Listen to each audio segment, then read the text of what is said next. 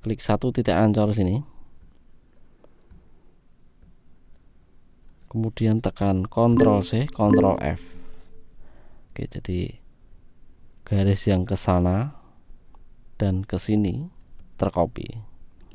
Jadi kita bisa geser sini satu titik ancornya, sesuaikan.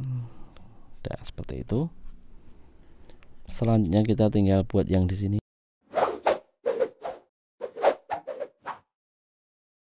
Oke, ini adalah logo selanjutnya.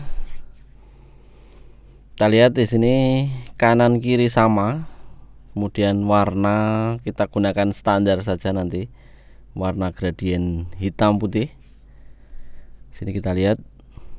Sini adalah potongan, nanti kita copy.